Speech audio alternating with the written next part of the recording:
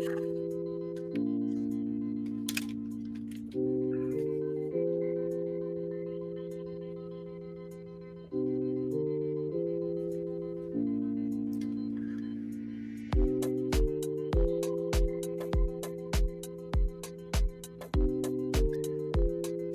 good morning, everybody. It's that day.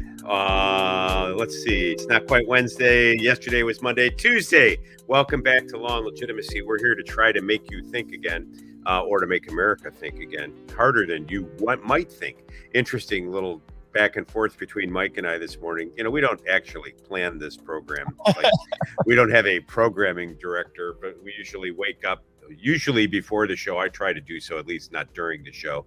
And, so what are we going to talk about today? So I flashed some ideas to Mike, and he's like, man, where's the protein in here, And I think, and I guess it's because I was in the bubble and all the things I looked at seem to reflect the same preoccupations.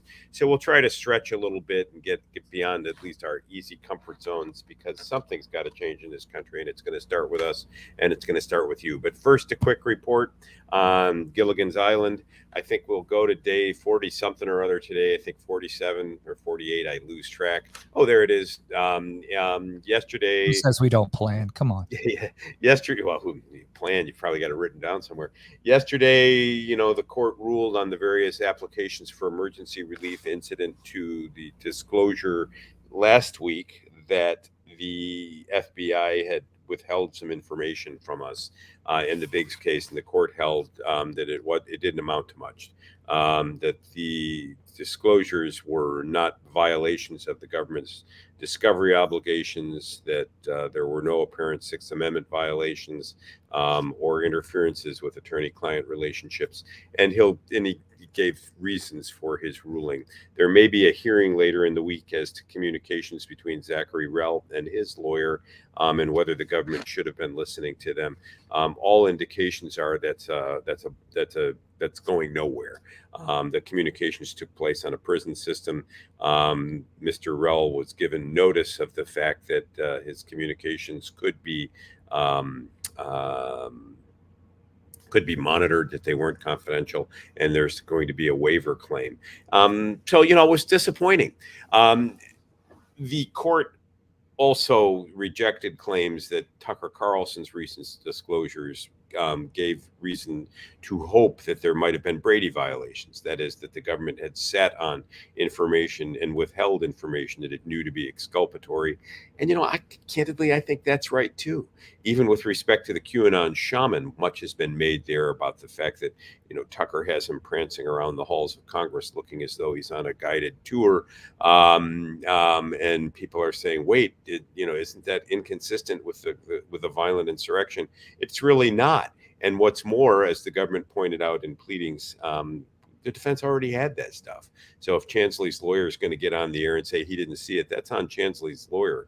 He had the material. There is comprehensive discovery to the defendants. There's so much information. I don't know that anybody can ever read it all. I asked the FBI agent on the stand yesterday if I were to tell you that at least 19 terabytes of information had been disclosed in this case, would that surprise you? She'd say, no, I think it's a little bit low. And so, there is this sense of trying to sip from a fire hose and always being drowned. The problem is, I think the narratives on Tucker Carlson and some of the other narratives being pressed are giving some of the defendants a false sense of hope. That is, that there's going to be some Duach Machina that's going to come in through the heavens and make all of these cases disappear. They're not. They're going to be litigated one at a time. The government is determined to make a point here. I don't agree with the government. I wish the government chose to expend its energies elsewhere. But there's no way to stop these trains from arriving down the tracks. And the same is true in the Biggs case, in the Proud Boys case. There's evidence to be put on. The government will likely wrap up its case at the end of this week or early next week. And then we'll move into the defense cases. I expect verdicts, early April, maybe the end of this month, depending on how quickly the defense cases move. So I appreciate, all of your interest in the Biggs case. If you want to help contribute, to his legal expenses, I would certainly appreciate it. You could go to Give Send Go to the Joe Biggs case and make a contribution. The case has been crushingly expensive for Joe and his lawyers. I mean, I haven't even covered the costs of my Airbnb down here, and it's been difficult. The funding that we expected to materialize has not, and it's got us all scratching our heads wondering what's going on out there. Well, and But I'll put a banner here just really quickly and hawk the fundraiser. It's givesendgo.com/SSGBDF. So if you will, please share that around. We have seen in the last few days, Norm, a decent uptick in support there. Yeah, Joe appeared on InfoWars and with that helps a Harrison lot. Smith, and that helped. But I appreciate your note there, Luttrell Mata, Make America Think Again. But while we're on the topic of money, what in the world is going on with Silicon Valley Bank and the banking industry, Mike? I mean, I see lots of stories on this. Silicon Valley Bank, Signature Bank. They're too big to fail, apparently, but the rest of us say we're on our own. What's going on?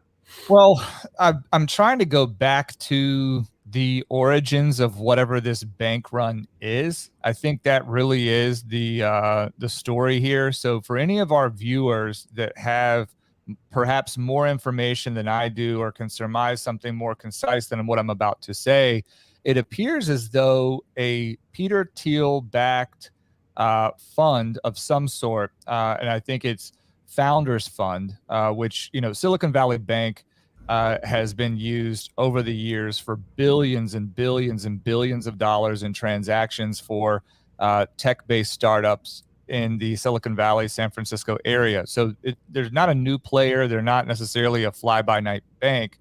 But something occurred over the weekend or on Friday, Norm, and I saw, some sort of wayward tweets come across my timeline. And how these things come across my timeline, sometimes they get my attention, sometimes they don't.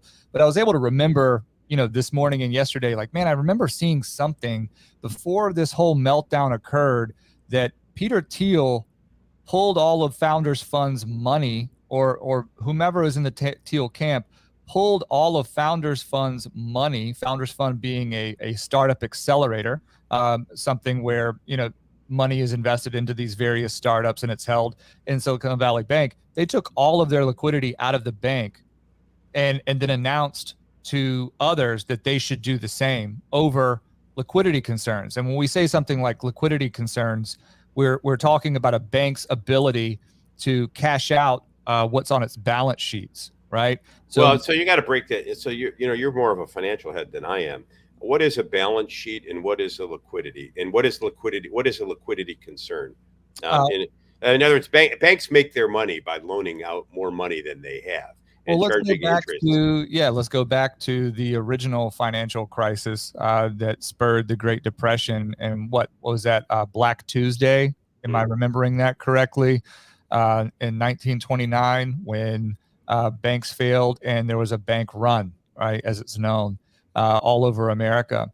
Liquidity is the bank's ability to cash out individuals' requests for their money that's held and controlled by that bank.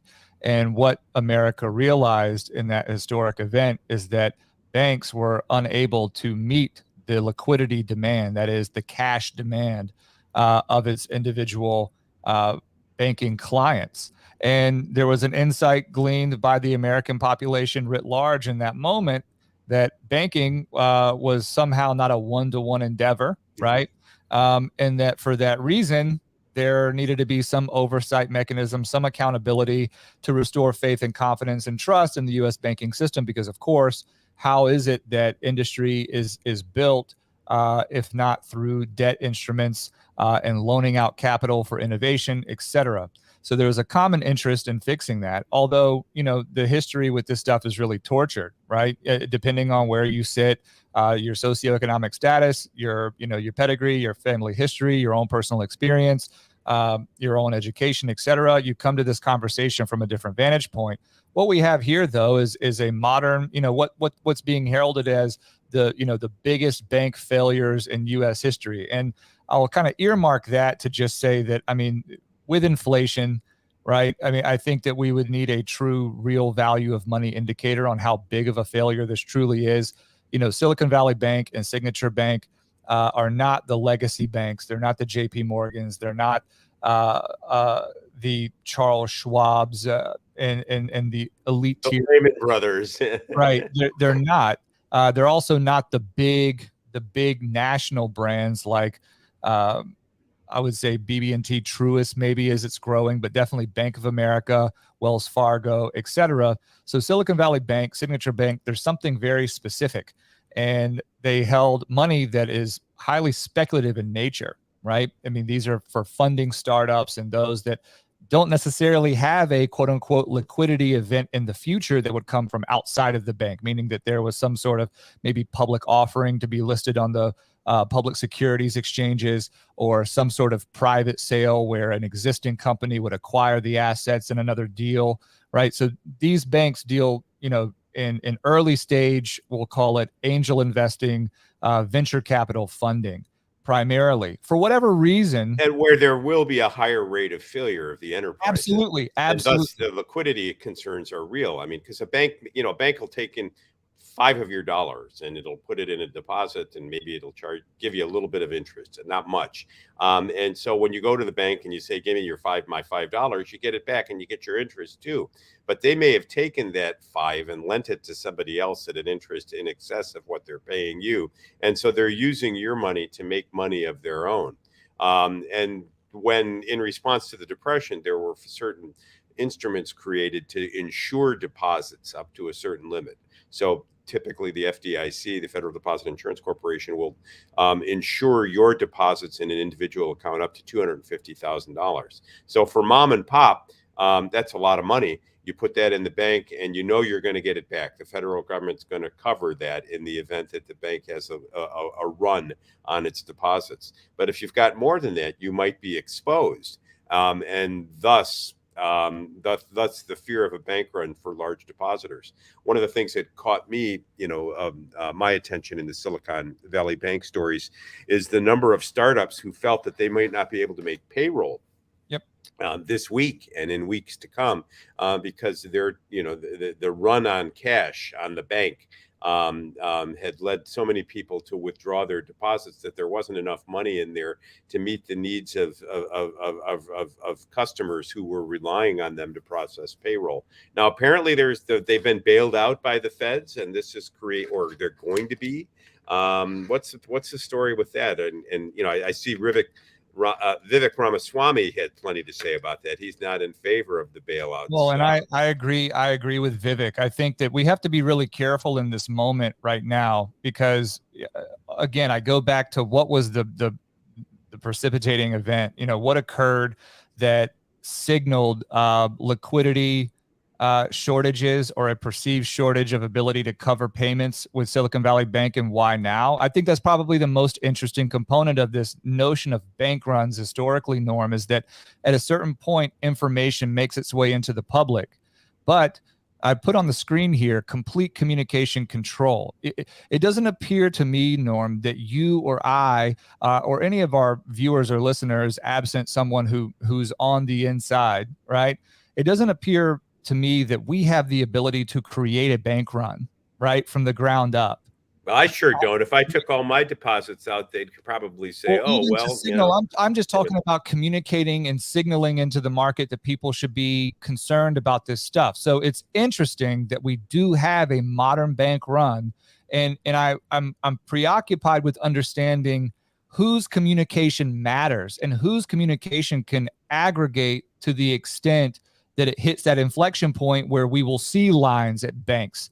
Well, I mean, I think the answer might be fairly simple. I mean, if a group like Peter Thiel has, $5 billion, $50 billion, whatever the number is, in a particular institution, and if it withdraws it, I mean, there's a reserve rate that banks are required to keep. They're required to hold a certain amount of money to maintain fluidity. That is, to be able to meet the demand for withdrawals that are foreseeable over a given period of time. If somebody takes out enough money, there's an investor large enough to affect the reserve rate such that the bank has to scramble to cover the next deposit. Don't you think if you're a banker and you've got a relationship with a customer, you might say, hey, we just recently lost we had a lot of money come out of the bank. You might want to be aware of that. I've always assumed that these things start with just a little bit of gossip and then accelerate among the well-heeled and word gets out.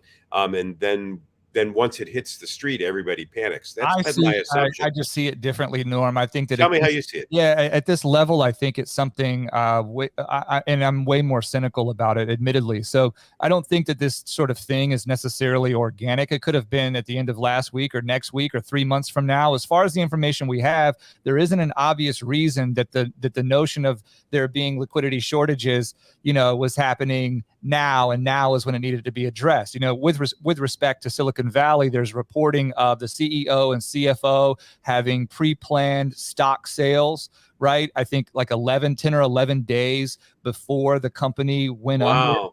Right. And we're talking $3.5 million payouts, $600,000 payouts, and then bonuses being declared in and among all that stuff. And I'm not saying that to say that this was orchestrated by those internally, but I am saying that, sitting around a fire, whatever, if everything's going down, okay, well, let's take whatever's in the safe and just be done with this, is sort of the feeling that it evokes in me when I look at the situation. But I think that we have to be really careful, because right now the macro picture, Norm, is that, cryptocurrency and digital finance is one of the biggest topics of conversation. And we've had Jimmy Valley on several times, and he's talked about a central bank digital currency and how they're lobbying the SEC, buying through Ripple, to become the US's first, Federal Reserve-backed digital currency. When we think about these things with the inability of banks to meet their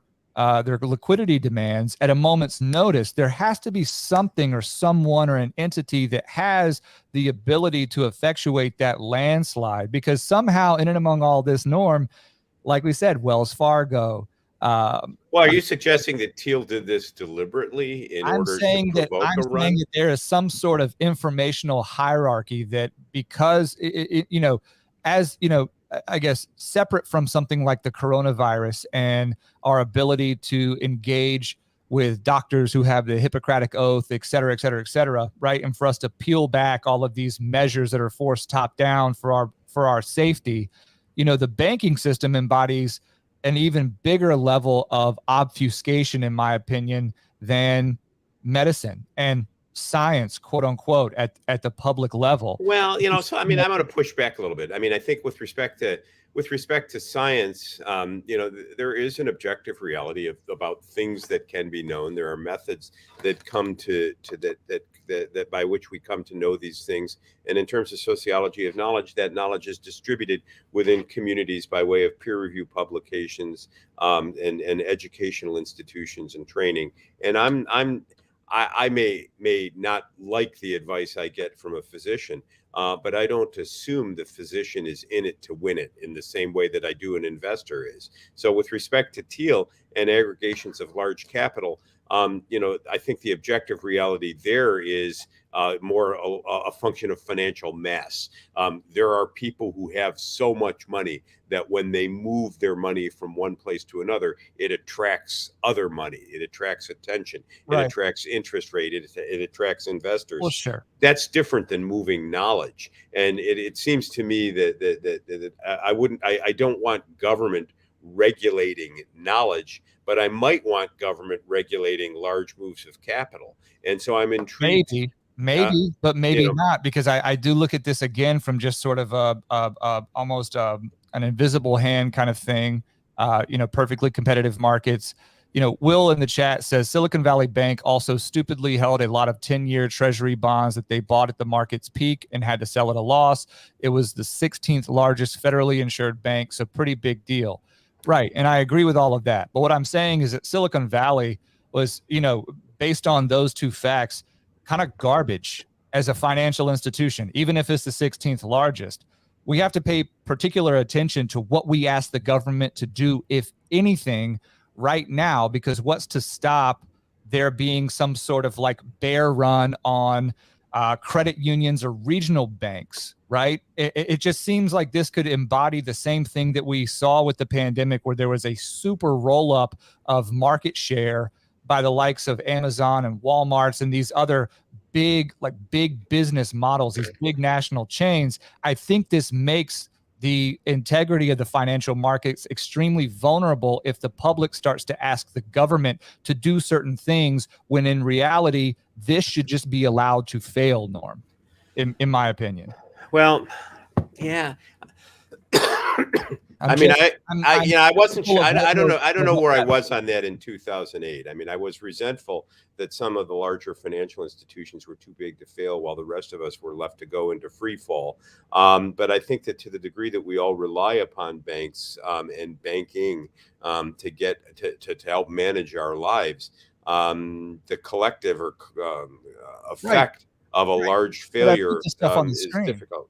I put this on the screen for a reason, right? So the FDIC, the Federal Deposit Insurance Corporation, every federally insured bank is FDIC insured, and it talks about the Banking Act of 1933, which again came after the Great Depression and the call for reforms to federalize banking and to protect depositors, which is each of us, a bank client as a depositor. We each have $250,000 of protection per account that we have. So when I say allowing this to fail, Norm, I don't think that I'm being, I hear you. naive to say that I would allow harm to befall the individuals and the most vulnerable. I'm saying that this bank that was making stupid decisions, dealing in high risk ventures anyway, and didn't have liquidity to meet its demands, well then, okay, perhaps we should let that one fail, lest we usher in a new era of federal regulation in banking that none of us want to see right now, especially being skeptical of the fact that digital money doesn't actually exist, right? Fair enough. And that's a good point.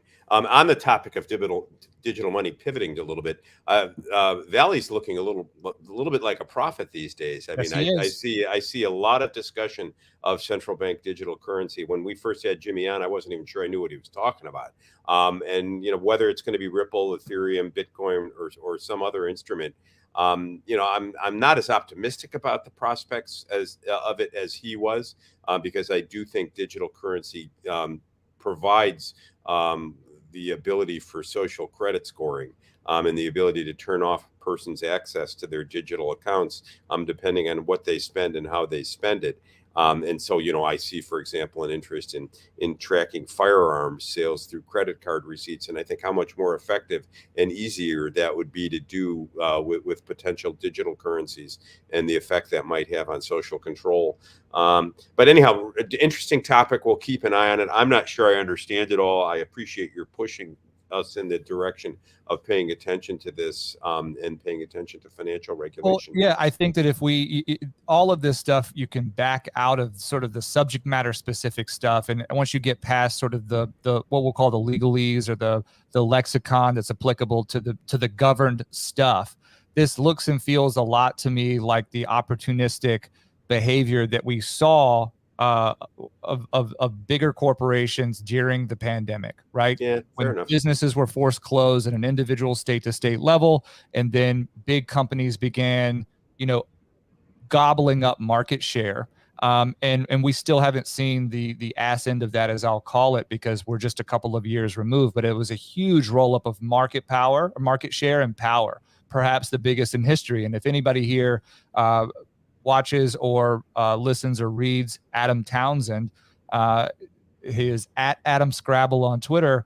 I highly encourage you to monitor what he's talking about as well. He comes from within this industry, and he's a great resource. Speaking of great resources, Tiger Woods needs some new lawyers, and I'm not volunteering, Tiger, but I mean, Tiger is.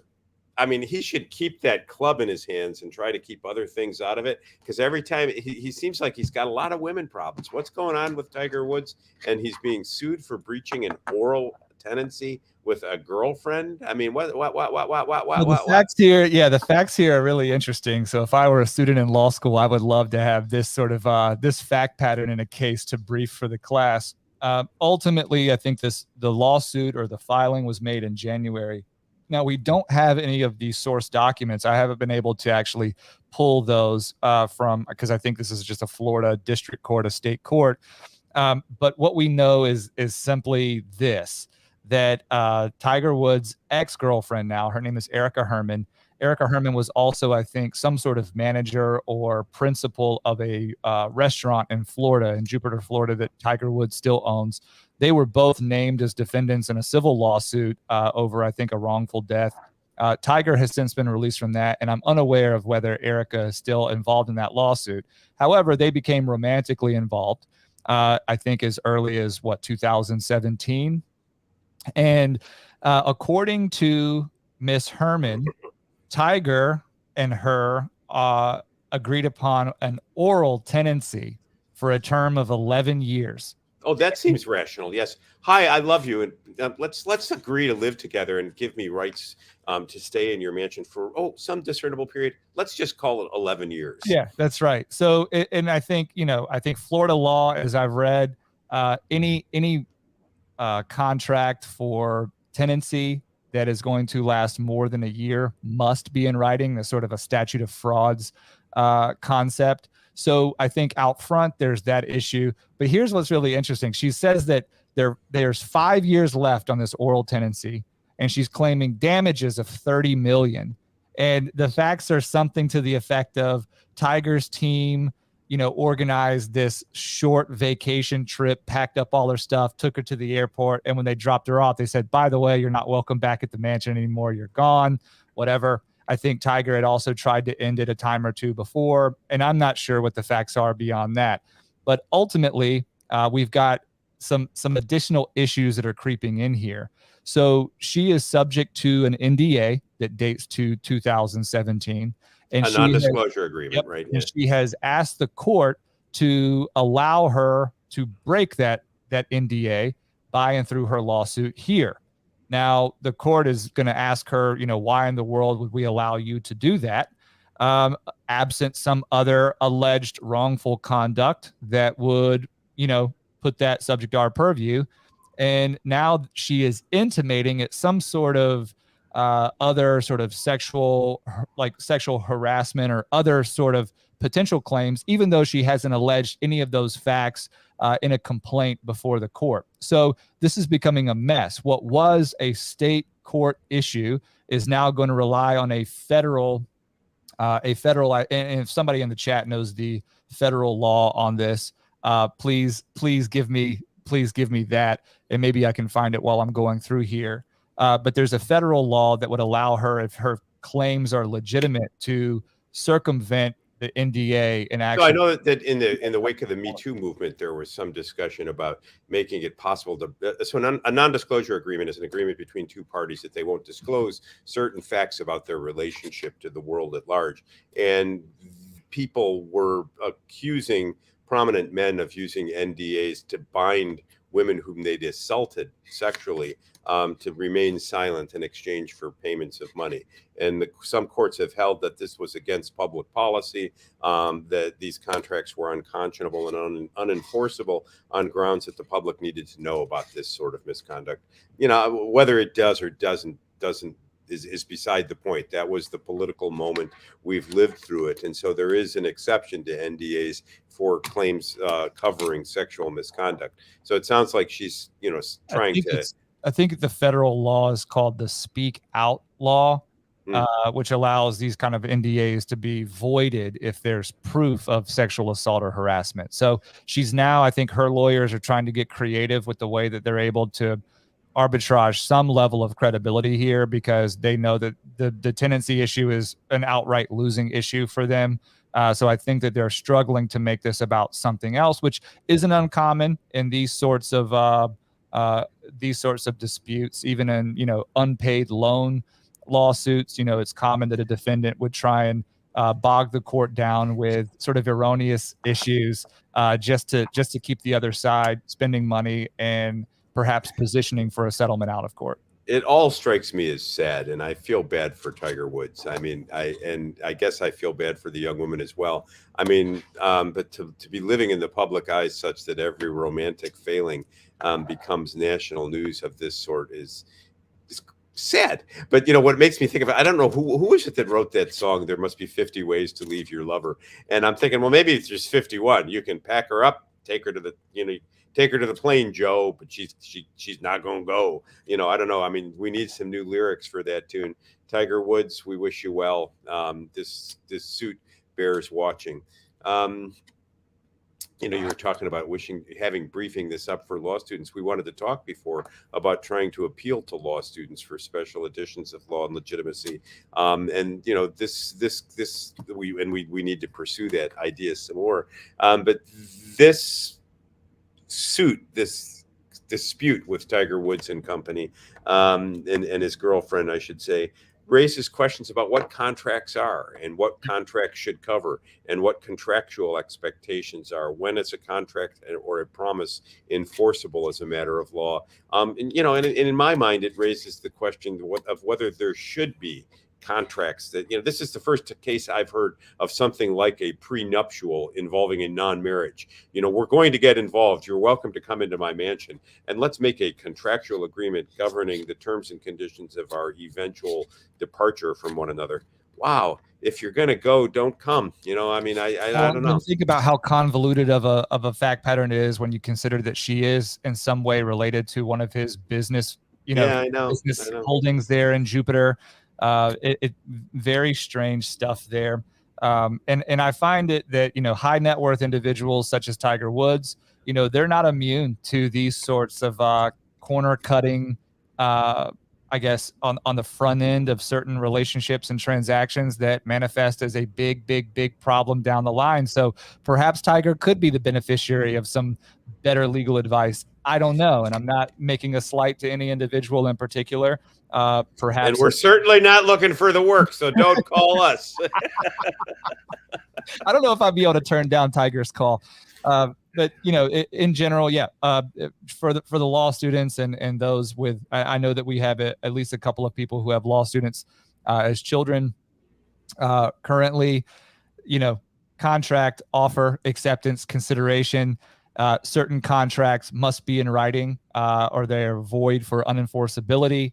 This is a very basic case on the front end, which is why I said that perhaps the defendant or, the complainant's legal team is grasping at straws to say, hey, maybe we can get out from underneath this NDA and provide information to the court, right, that might make them feel differently about our initial legal theory, right? So one to stay on top of. We're going to make America think again. Unfortunately, we're thinking about Tiger Woods and his romantic problems today. Hey, thanks for tuning in, folks. We've chatted our way through another half an hour of your time. I got to get ready to roll. Mike, get ready to rule. I object. Overruled. All right, man. I feel right at home. I'm ready to roll. Got to slap a tie on and tap dance my way out the door. Come back tomorrow. See us here at Law and Legitimacy. Give us a couple thumbs up. Spread the word. We need your support.